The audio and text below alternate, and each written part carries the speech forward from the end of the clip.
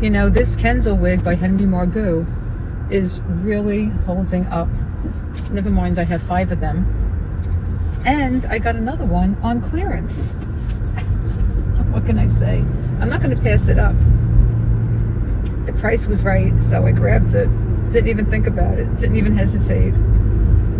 I found it for $156 on Wig Studio One clearance. So I'm not really worried because I never received a Henry Margot wig that wasn't good. You know, their quality control is really stellar. So this will be weekend number 5. And, well, you know, we're still going through the loss of the time, energy, and hope that I had in this relationship. Although, honestly, no matter what I did, it would have been the same outcome. Because when you catch somebody cheating, even if it's emotional cheating, which is probably even worse, I don't know what's worse, a one-night stand or continuing with an emotional connection, that's probably even worse, actually. So when you find this out,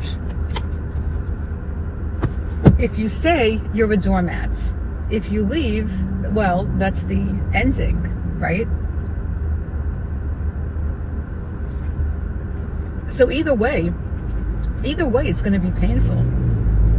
And that's what happens when someone takes a risk. And narcissists always take these risks. They always think they're going to get away with it. And then when you catch them, he didn't even have any time to blame shift. Didn't even have any time. So I caught him totally blindsided when I texted him that he's continuing to breadcrumb his ex, really torturing her with photos of us. I don't see that's going to help her with her mother's terminal illness, which is what he originally said was keeping him texting her and responding. So that was very clear. There's no rationalization you can provide to show up in this relationship and continue to entertain a third woman.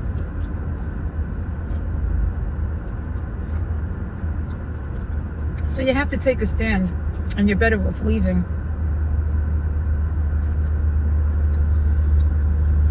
Because they're just going to do it again. So sunny today. So is it getting better? It is. It's getting better. But it's getting better very incrementally. It's not getting better quickly. I think it's going to take let's see now, let's do a formula. If you saw someone for 4 months, I think it's going to take actually probably 6 months to really, really vanquish the whole thing. I mean, lesson learned. I'm an expert on narcissism now. And narcissists really are not smart. They think they're smarter than you, but they're really not. They get careless. And if you pay attention, you really can not be taken advantage of, because they're really not smart. They leave a lot of clues because they feel so impervious. And they feel that they're so slick that they tend to make mistakes. They throw caution to the wind, which is kind of what he did. And now, after investing, maybe I did some of the math. He kept the receipts, so he could give you the exact dollar amount. But he must have invested $5,000 in this relationship. But he risked it. So he took a gamble on $5,000. It's like a roulette game. And he lost. So all that money, because he was all about the money and all about the investments and obtaining a return on his investments. And, you know, he didn't get a good return on his investment because he took the risk. It's really the same as the stock market. What's your risk tolerance level? Now, if you really have a good stock, you're not going to risk your stock in your stock portfolio by gambling. So narcissists are gamblers. They gamble with their supply, thinking the supply will always be there and love them unconditionally. in the way they were never loved by their parents or their perception, which I'm not here to argue with. And it's interesting because they're never satisfied. They had nothing as kids. They were neglected, deprived, abused. But here they are, never being satisfied, which is quite a contradiction, no? So think of it this way. When a narcissist is a child, he has to behave and kind of modify his behavior to conform to that of an adult with adult survival skills, because, you know, they are in a precarious situation of not being able to get their needs met. So in order to regulate their emotions, they have to self-regulate. So there's no one to depend on except themselves, okay? Now, unless something comes along, which could be in the form of a teacher, a family relative, a neighbor, anyone, a coach at school, anyone, a coach on the sports team, you know, anyone intervenes with a positive caring, any kind of positivity that shows that someone else cares about the child. In my ex-husband's case, it was someone teaching him music. A man came along and taught him music in the neighborhood, and that was a corrective experience. So some people are fortunate to have that. They, you know, just have that one person who changes the whole trajectory of this abuse and neglect that they're caught up in with their family of origin. However, in the case of the Irishman, from what I was informed, this did not happen.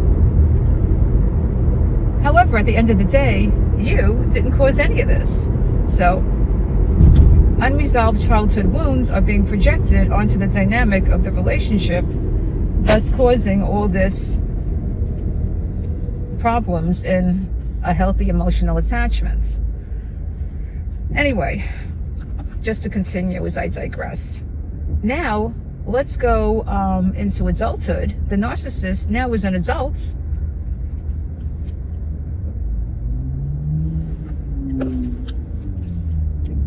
Becomes the child, okay? The adult becomes the child, making up for what he didn't get or she didn't get. So now there's a total, I'm a victim, I'm entitled. The world owes me. It's like a whole flip, okay? So they've got everything backwards. And now you're basically dealing with a toddler who now is feeling entitled to unconditional love. So if you look at it through that lens, you cannot win. You cannot deal with someone like this because they're always dealing in a false reality, which is a narrative that they have created. Of course, underneath, they're not feeling that good about themselves because they've never worked on, in therapy, healing any of these childhood wounds. However, I will say this, as a therapist, they did come into therapy, and I'll tell you why they did come into therapy on occasion. Not to work on their childhood trauma, but to seek narcissistic supply and attention from the therapist. So when all else fails, there's always the therapist to provide attention, because what more than therapy is all about you, which is why a lot of partners end up feeling like they're therapists in this relationship dynamic. You feel like, what am I, a therapist? I have no degree. But even if you have a degree, it doesn't matter. You become the therapist on call. So I hope that helps you learn a little bit about narcissism and its foibles. And I will see you in the next video, which I'm doing today. So stay tuned.